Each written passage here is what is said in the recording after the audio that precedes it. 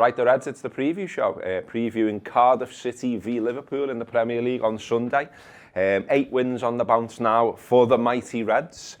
Cardiff are 18th in the table on 30 points currently. They're managed by an absolute bellend. And with me to discuss that absolute bellend, that was early, wasn't it? Who had 12 seconds? I've got James Sutton and Paul Cope. Copey, go on, I'll start with you. I always throw you some nice stats at the start there. I mean, Cardiff do look poo, it's fair to say. But I think the dynamic of it's changed slightly in that they beat Brighton. And so they beat Brighton, and that's given them a little bit of a chink of light that they might get out of the relegation zone and they might survive. So are you worried at all that they can do something to Liverpool, that they can lay a glove on Liverpool on Sunday? I don't really worry, mate, generally. But we had this conversation in the pub last night. It's like, there's two schools of thought, isn't it? It's like the City, do you want them to stay in the Champions League or not? They won last week. So my view was, yeah, well, that'll mean they think they can come and beat us. And I love it when teams think they can come and beat us when they're crap, because that's fine. Like, it's like a boxer, isn't it, saying, I'll go toe-to-toe with you. And you're like, yeah, that's okay, mate, I'm well better than you, so I'll just knock you out. The worst thing I wanted was for you to sit back and just try and not fight me. And that happens loads. That's always where we struggle most, is when the other side's like, well, we're just not... I always think of the Chelsea 13-14 game, where within a minute, it was like, oh, Chelsea are just not going to have a game of footy today. Yeah, that's how they're going to beat Liverpool. Like, because if we have a game of footy, they'll win. Yeah. And so, yeah, part of me thinks, Warnock being Warnock, he'll be thinking about it like someone said before, that if you're a Cardiff fan, it was shown on the review we've just done, if you're a Cardiff fan or player, going into the season, probably your best case scenario was you were in it with a fighting chance of staying up with a few games left, and you're playing Liverpool at home, and it's like your European Cup final. And that's what Warnock will be like, isn't it? He'll be bigging it up. Yeah, he'll have identified this match, months ago as one that they're probably not going to get anything out of. So then it becomes... Exactly, so it becomes sort of risk assessment for them, really, doesn't it? How can we get away with only losing 1-0, maybe 2-0? I don't expect them to have a shot on target. I think it'll be scrappy and horrible and just stinking of Warnock. It'll be horrible, but it'll be 3 points. I mean, they'll do the thing, won't they? I had a look. I like to sort of have a look, like step into their shoes and have a bit of look at their media and their fan sites and see what they're saying. You know what I mean? So I was doing that this morning. Cardiff's a great place, Look, I lived there for 3 years. Fantastic, isn't it? It's a wicked city. Great city. Obviously, we've got our great memories there of when the cup final was held there, and it was much better than Wembley. And they've got a nice culture. There's a nice pub crawl you can do leading up to the ground. I think that's mainly a Cardiff thing, by the way. They do like a drink. You might want to not get involved in that. We've been to Cardiff, by the way, and we've done our little "This is why Cardiff's boss." That's coming up in a bit. But their home record, though, so they're going to do the thing, and they're saying in their press and stuff about, it'll be a great atmosphere, and it'll be a full house, and it'll be a sellout, and Liverpool fans are good as well, so that will mean our fans, lift, and it's all like, yeah. But one, Liverpool are used to that kind of thing. They're used to playing in that kind of atmosphere. It's not going to affect them. They've been to Bayern Munich, for fuck's sake. They've been to Porto last night, etc., etc. They're used to big atmospheres. But when you dig into Cardiff's home record, I mean, they're not 18th in the league by accident. They've won 6 from 17 at home, drawn 2, but they've conceded 33, which is the worst in the league, worse than Fulham.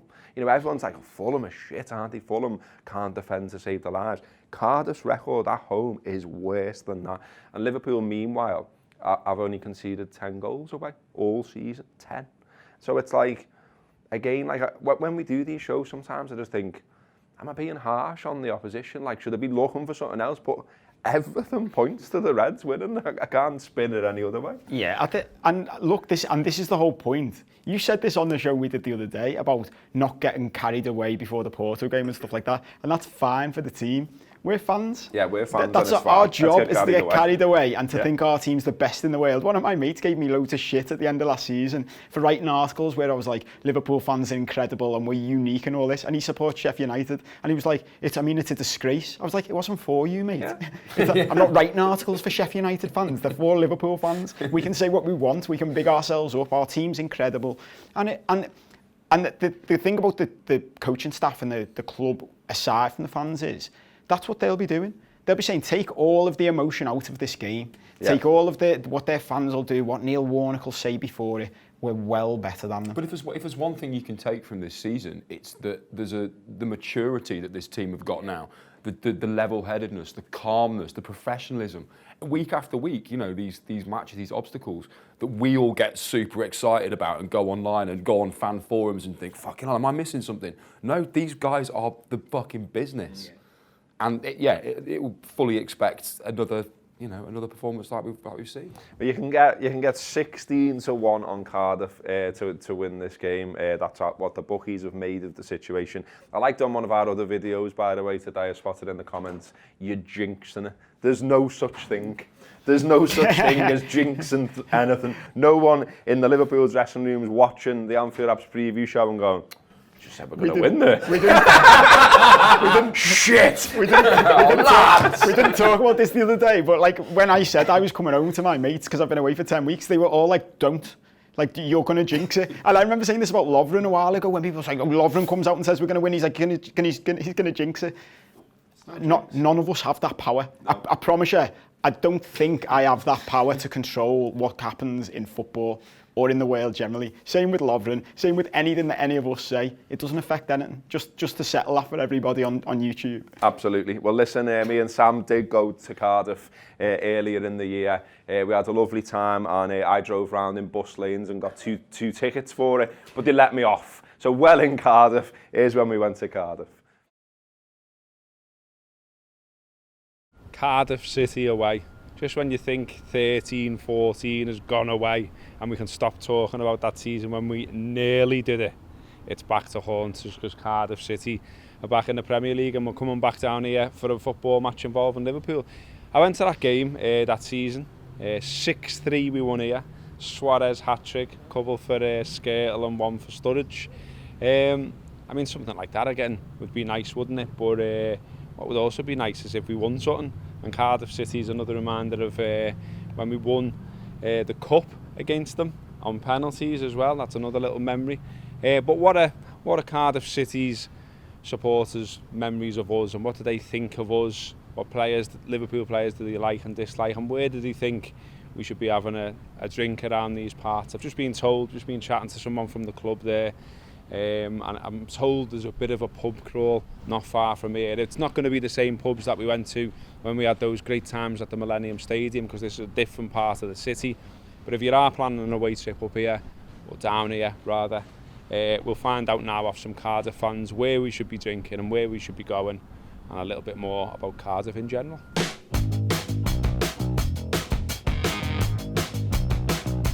My name's Dan Jardine. I'm 22, nearly 23. I've been supporting Cardiff and Wales since I'm probably a baby. Well, I mean, just looking on last season. I mean, if you take a look back when Warnock took over the club, we'd kind of still in the fallout from our earlier Premier League days. We had a lot of players on the books who kind of costing us a lot of money. There was obviously the change when we were in red, and there was kind of that feeling with the owner where we weren't that kind of together. But obviously since Warnock took over, it's been fantastic. It's been a real togetherness at the club. We're back in blue. A lot more people are coming to the games. We're kind of really behind the team. There's a very good sense of togetherness there. But I mean, we weren't expecting to go up. We weren't expecting to go to the Premier League. You know, we were expecting we'll maybe push for playoffs. But I mean, Warnock and the boys on the pitch have kind of really kind of surpassed that expectation. So for us, this Premier League season is more of a bonus, really. Just to start off with, I mean, we're a different country. I mean, a lot of people don't actually take that into consideration. I mean, we're a different country. We kind of completely, the culture here is just completely different. But I mean, Cardiff as a capital, is such a sporty, vibrant city that, with a lot of, fantastic people who just love their sport. And, we see that with the rugby, in the Millennium Stadium, with the football in the Cardiff City Stadium. International football as well down here, it's kind of the capital for it. And we just, we're just very, very passionate about our sports. And we love to sing, we love to make noise, and I mean, that's all you can ask for.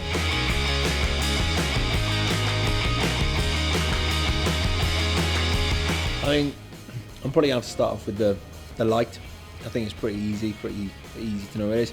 Craig Bellamy, Cardiff City boy, Wales legend. I mean, he's very highly thought of in Liverpool, kind of on and off the pitch as well. He's definitely one of my favourite players, especially growing up watching him. Very, very passionate, and he kind of epitomises what Cardiff's all about, what Wales all about. I'd definitely say he's probably one of my favourite players that I've seen watching him play for Liverpool. Of course, you've got some great players coming through as well now, like Woodburn and Wilson, and hopefully they can maybe make the same sort of impression as well. But in terms of players I hate, I don't particularly hate any players from Liverpool. I've probably been... Everyone always says Luis Suarez for this question. No, I like Luis Suarez. I think he's a fantastic striker. He that season when he kind of nearly made it, like he was kind of that focal point. He was the reason that everyone wanted to watch you guys play, because you were just attacking, you were just superb. For me as a striker myself, like I love watching goals. So I mean, Luis Suarez is amazing. But for me, probably Dirk Kuyt, if I had to say anyone. I mean, obviously he scored that goal against Cardiff in the Carling Cup final. But yeah, I mean, maybe Dirk Kuyt.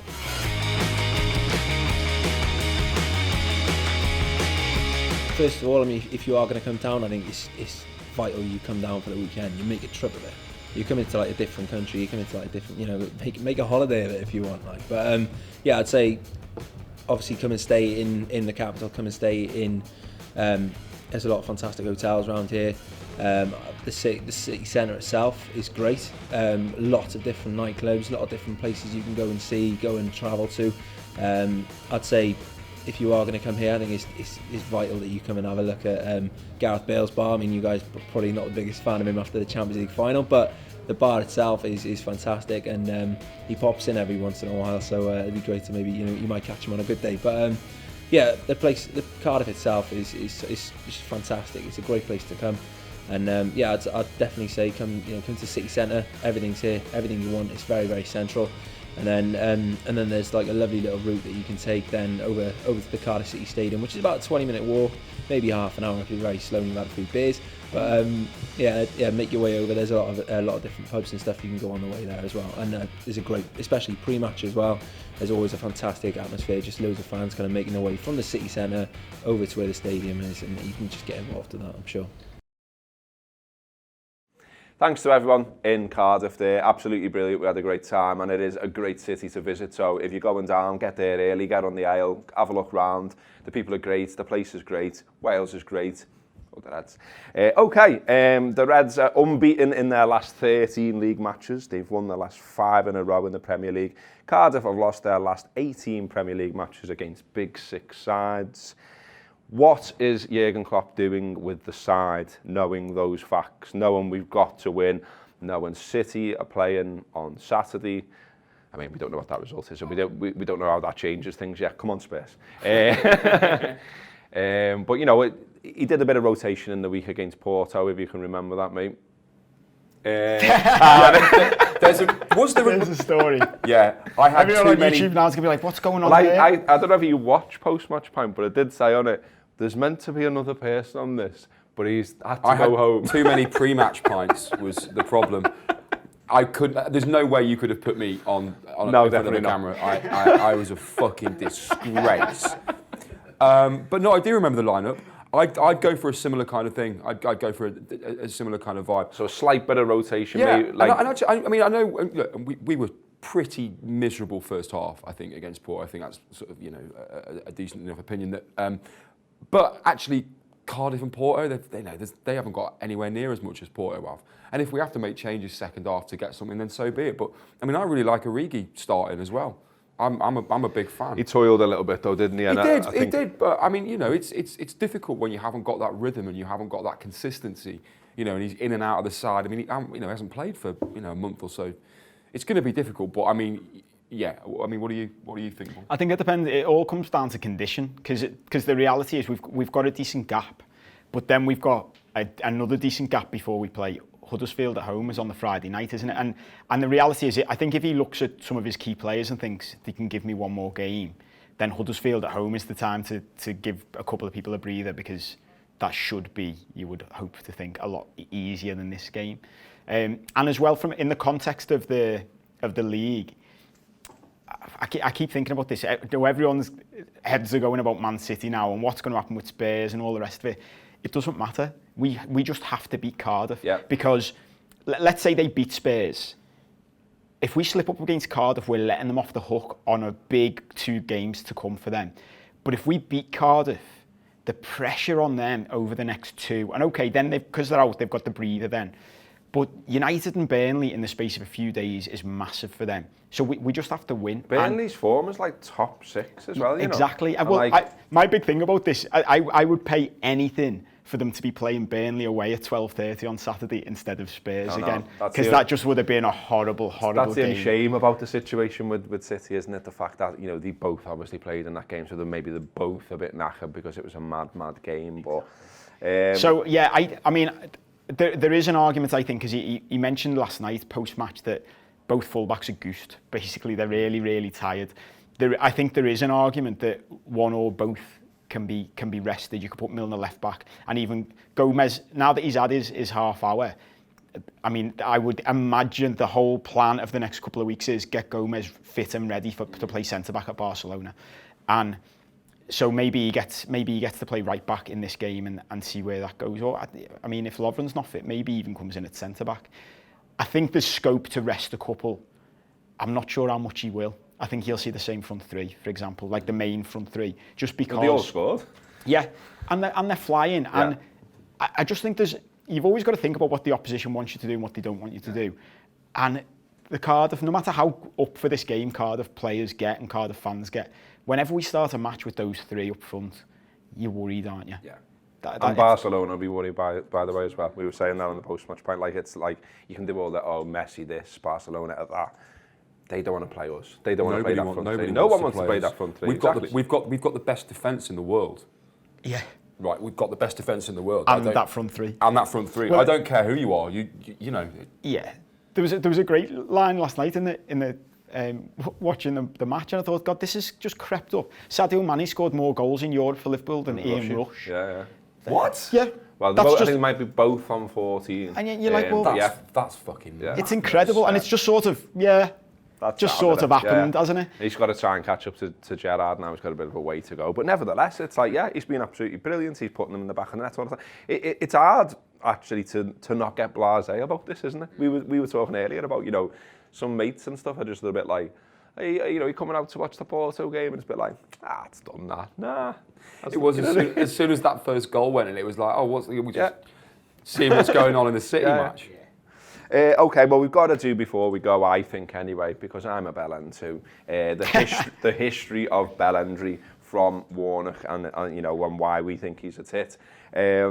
I think if you're going down to Cardiff and you have this picture of him being a bell in your head, it might make you sing a little bit louder, you know, get stuck in a little bit more, appeal for everything a little bit more. That's my thinking. So I'm going to get in your head about Neil Warnock if he's not already in your head, the big slaphead. So he accused Henshaw of spitting, which he didn't do. And when someone said to him, well, why would Henshaw do that? He said, because he's foreign. He moaned about Rafa Benitez resting players against Fulham when we had a Champions League final to think about.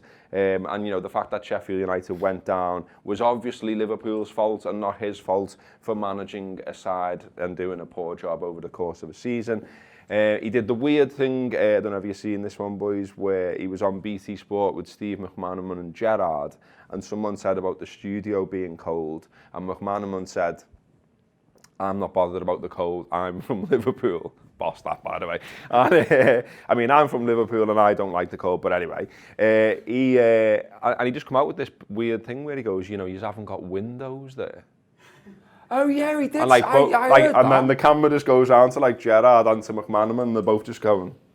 I mean, it looked like Gerrard was going to break his nose, and it was like, I'm just a bit gutted that he never. And then there was the most recent thing was that he got a cob on about Nathaniel Clyne not going on loan there, and apparently everyone from Liverpool not ringing him up to tell him that was the case. Didn't he go on some mad Brexit rant? Yeah, he did. That had nothing to do, but it was nothing to do with Brexit. But he just suddenly went, "Well, this is my platform. I'm going to start talking about Brexit." Oh yeah, I mean, and he boxed it. He's like, someone said in a comment of something the day, I talk about my uncles a lot. Sounds like I've got loads of uncles, and I was like, I haven't. There's just a couple. They say a lot of shit stuff. It was one of those moments where he was like, yeah, I'll just box off Brexit in 2 minutes, and I was like, oh, thanks for that, Neil. Cheers, Neil. If only we knew it was this simple, we should have just called you in sooner. Should have put you in charge, you fucking bellend. Has anyone got anything nice to say about him? Well, I said to you before we started filming, I love him. I think he's great. This is for the people who are watching. That this is my thing with the likes of Warnock and we've already had this conversation. But for the likes of Warnock and Hodgie, I used to hate them. I thought they were bellends, but then they stuck at it for that long. I've just got to have respect for them. I've just got to. They are committed to being a bellend, like you said before, and I'm completely on board with this. For the people who don't know that they're a bellend are the biggest bellends. We'll all accept we're bellends sometimes, but what we tend to spend our life doing is trying not to be. So you'll accept that, yeah, you're a bellend sometimes. Oh, but you might feel a little bit bad because you've been exactly. One as well. But whereas these fellas, just like, nah. It's like, no, double down on it. You've got no windows in your house. It's your fault. Like, I remember, because one of my mates is a Sheffield United fan. I remember that game. They had Wigan at home last game of the season to stay up. And it was just it was a Hodgie, like it was just a distraction, like Darren Brown trick. They didn't beat Wigan last game. Like if you'd have given them that first game of the season, you just need to beat Wigan at home to stay up. Yep. They'd have all taken it. They didn't beat them, and then he was like, "Well, it's Liverpool's fault." Fair play. If you can get away with this shit. He came out. I still think it was mad that he basically came out dead early on in the season, just went, "We're probably going to go down," and it was like, okay, I get that, right? Like, as in, that's what most people think. But you're the manager of this club. And, like, when you're facing the players in the change room, they'll be going, but hang on, boss. Like, you just basically said, well, shit, we're going to go down. Like, I mean, I'm not that motivated, to be honest. But he's not, have you not heard him talking about his grandkid? This is something that I loved earlier in the season. He was going on about he's got a grandkid now, so he's not that bothered. Like his grandkid. I was just not asked about footy. Yeah, his grandkids his priority now. And I was like, that's fantastic, Neil. Well in. Must be great being a Cardiff fan. Yeah. Well, it changes your priorities, doesn't it? It's like another fucking world, isn't it? People like this walk amongst us. People like this manage Premier League football teams. Yeah. It's staggering. People like this are running the world. Why do you think it's all fucked up?